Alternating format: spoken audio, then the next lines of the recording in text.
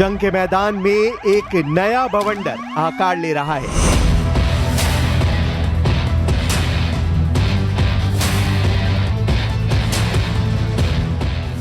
एक ऐसा बारूदी बवंडर जो पूरे यूरोप को तहस नहस कर सकता है।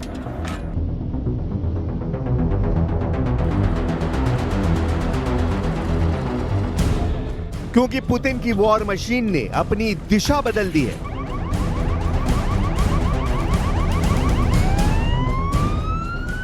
पोलैंड की सेना ने आधिकारिक तौर पर ऐलान किया है कि उसके आसमान में रूसी ड्रोन बार बार घुसपैठ कर रहे हैं। वॉर्सो से लेकर ल्यूब्लिन तक एयर स्पेस का उल्लंघन हुआ।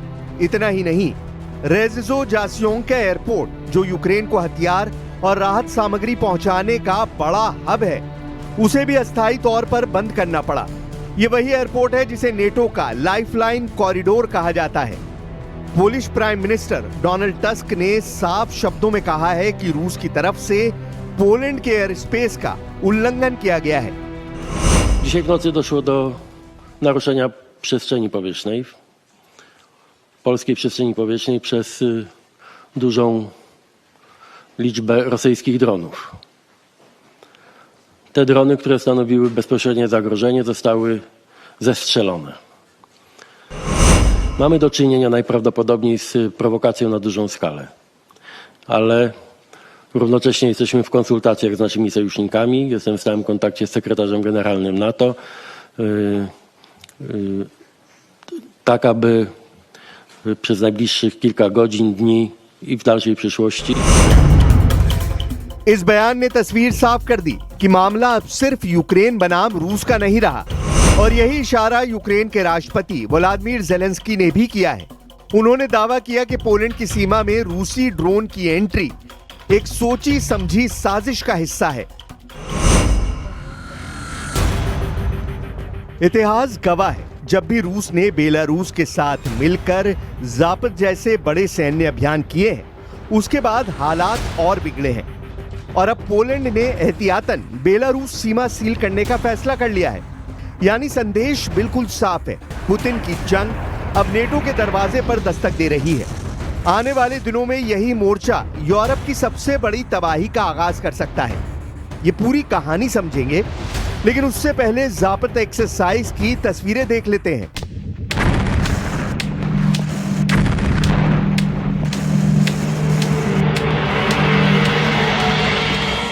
ज़ापद यानी रूसी भाषा में पश्चिम, लेकिन इस नाम के पीछे छिपा है क्रेमलिन की पूरी वॉर स्ट्रैटेजी। हर 4 साल में रूस और बेलारूस मिलकर ये मेगा ड्रिल करते हैं, और हमेशा नेटो की सीमाओं के ठीक सामने। पिछले ज़ापद अभ्यास में रूस ने 2 लाख से ज्यादा सैनिक, हजारों टैंक, लंबी दूरी की मिसाइलें और लड़ाकू विमान तैनात किए थे। नकली दुश्मन के नाम पर पूरा पश्चिम यूरोप उनकी वॉर गेमिंग का हिस्सा बना दिया गया था। 16 सितंबर तक चलने वाले इस सैन्य अभियान की तैयारी पहले से ज्यादा बड़ी है और हाईटेक है। ज़ापद 2025 की तैयारियों को देखकर नेटो की टेंशन बढ़ गई है। The North Atlantic Council met this morning and discussed the situation in light of Poland's request for consultations under Article 4 of the Washington Treaty. Allies expressed solidarity with Poland and denounced Russia's reckless behavior. A full assessment of the incident is ongoing. What is clear is that the violation last night is not an isolated incident. इस बार रूस Belarus ने मिलकर cyber attack simulation, electronic warfare और hypersonic मिसाइलों की तैनाती तक शामिल की है। पश्चिमी थिंक टैंक मान रहे हैं कि ये ड्रिल सिर्फ डिफेंसिव नहीं, बल्कि सीधा संदेश है। नेटो की हर सीमा क्रेमलिन की रेंज में है। इतना ही नहीं, इस अभ्यास में आर्कटिक से लेकर ब्लैक सी तक एक साथ कई मोर्चों पर युद्ध अभ्यास हो रहा है। इसका मतलब यह है कि अगर रूस ने जंग को बढ़ाया तो यूरोप का कोई भी देश सुरक्षित नहीं रहेगा। पोलैंड और लिथुआनिया जैसे फ्रंटलाइन देश तो पहले ही हाई अलर्ट पर हैं। वहीं अमेरिकी जेट्स और नेटो टुकड़ियां अतिरिक्त डिप्लॉयमेंट के लिए तैयार खड़ी हैं। यानी ज़ापद अब सिर्फ एक मिलिट्री ड्रिल नहीं, बल्कि यूरोप को युद्ध की दहलीज पर खड़ा करने वाला इशारा बन गया है। Ale ta sytuacja która stawia nas wszystkich bliżej otwartego konfliktu, bliżej niż kiedykolwiek po II wojnie światowej. Mamy pełnoskalową wojnę za naszą granicą, ukraińsko-rosyjską, ale mamy już coś, co przekracza granicę zwykłych prowokacji u nas, na naszym niebie. I może dzisiaj trzeba znowu bardzo głośno i wyraźnie powiedzieć: Polska ma dzisiaj wroga politycznego, który nie kryje swoich wrogich zamiarów za wschodnią granicą.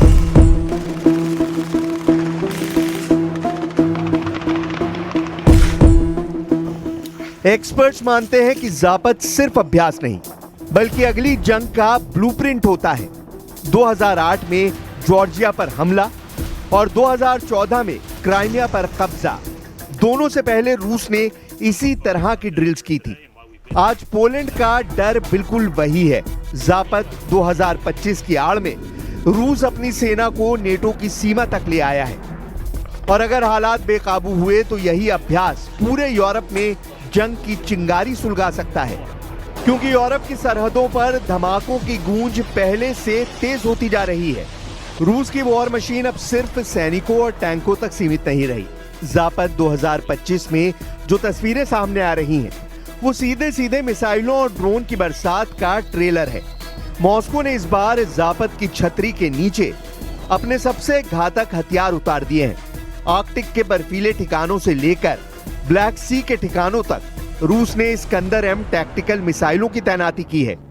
ये वही मिसाइलें हैं जो मिनटों में किसी भी NATO ठिकाने को खाक कर सकती हैं। इतना ही नहीं, रिपोर्ट्स कहती हैं कि पहली बार रूस ने किंजल हाइपरसोनिक मिसाइल को जापत की डेमो में शामिल किया है, यानी वो हथियार जो ध्वनि की रफ्तार से 10 गुना तेज चलकर रडार को चीर देते हैं। हवा में मंडराते ड्रोन भी अब युद्ध के असली चेहरे बन गए हैं।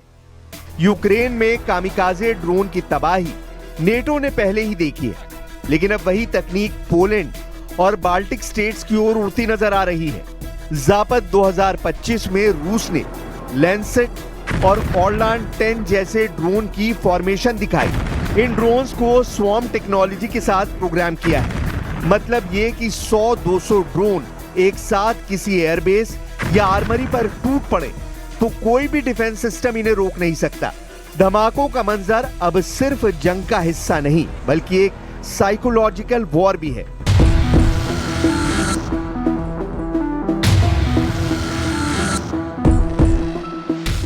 जापत की ग्राउंड फुटेज में रूस ने बंकर बस्टर बमों से लेकर मल्टीपल रॉकेट लॉन्चर तक का इस्तेमाल किया है। स्मर्च और टोर्नेडो एस जैसे रॉकेट लॉन्चर मिनटों में दर्जनों रॉकेट बरसा सकते हैं। ये नजारे सिर्फ युद्ध अभ्यास के लिए नहीं बल्कि पश्चिमी देशों को ये मैसेज देने के लिए है कि अगर नेटो टकराया तो रूस का हमला चौतरफा होगा, आसमान से, जमीन से और पानी के नीचे से भी। पूरे यूरोप की नब्ज अब धमाकों की ताल पर चल रही है। रिपोर्ट के मुताबिक बेलारूस की सीमा पर रूस ने S-400 और S-500 air defence system active कर दिए हैं। ये वही सिस्टम है जो अमेरिका के F-35 जैसे स्टेल्थ फाइटर्स को भी पकड़ सकते हैं। वहीं कालिनिनग्राद एन्क्लेव से रूस ने बैस्टियन कोस्टल डिफेंस मिसाइलें डिप्लॉय की हैं, जो बाल्टिक सी में नेटो के जहाजों को टारगेट कर सकती हैं। इसका सीधा मतलब है कि पोलैंड से जर्मनी तक नेटो का हर कॉरिडोर अब रूसी वॉरहेड्स की जद में आ चुका है। और सबसे डराने वाला पहलू है न्यूक्लियर थ्रेट। जापत 2025 में स्ट्रैटेजिक डिटरेंस ऑपरेशन नाम का सेगमेंट भी शामिल है, जिसमें रूस ने न्यूक्लियर केपेबल मिसाइलों के मॉक लॉन्च किए हैं। पेंटागन के सूत्र मान रहे हैं कि ये डेमो नेटो को न्यूक्लियर टकराव की चेतावनी है। पोलैंड के विशेषज्ञों का कहना है कि अगर एक भी न्यूक्लियर वॉरहेड इस इलाके में गिरा तो यूरोप के लाखों लोग सेकंड्स में तबाह हो जाएंगे। गोला बारूद और धमाकों के बीच अब डिप्लोमेसी की सांसें भी फंसी नजर आ रही हैं। अमेरिकी जेट्स जर्मनी के रामस्टाइन एयरबेस से टेक ऑफ कर चुके हैं। ब्रिटेन ने अपने टाइफून फाइटर्स को बाल्टिक एयर पुलिसिंग मिशन पर भेज दिया है। वहीं वॉशिंगटन से राष्ट्रपति डोनाल्ड ट्रंप का बयान आया है कि वो पुतिन से इस हफ्ते या अगले हफ्ते की शुरुआत में बात करेंगे।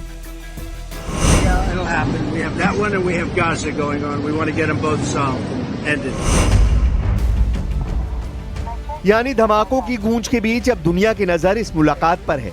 लेकिन हैरानी इस बात को लेकर है कि जब पोलैंड में रूसी ड्रोन की घुसपैठ पर ट्रंप से सवाल किया गया तो उन्होंने इस सवाल को नजरअंदाज कर दिया। Russian drones getting into Polish airspace tonight. दूसरी तरफ नेटो की तैयारी भी कम नहीं। ब्रसल्स में हुई हालिया मीटिंग में फिनलैंड और पोलैंड ने खुलकर चेतावनी दी है कि अगर यूक्रेन हारा तो उनकी सीमाएं सीधे खतरे में होंगी।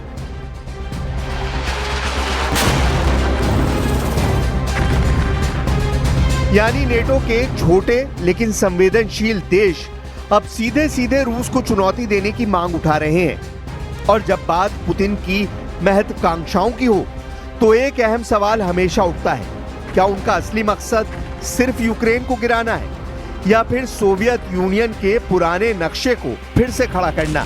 क्योंकि उनके हर भाषण में ऐतिहासिक गलती सुधारने की बात दोहराई जाती है।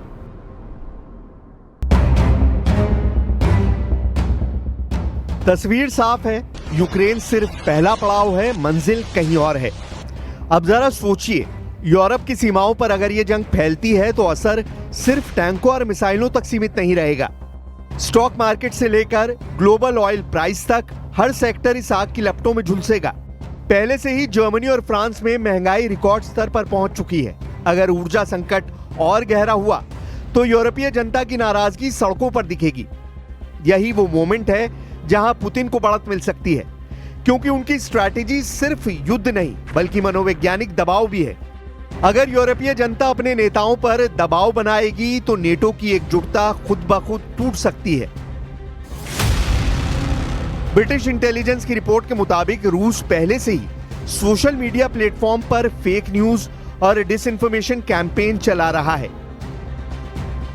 यानी यूरोप के भीतर से ही यूरोप को अस्थिर करने की कोशिशें शुरू हो चुकी हैं।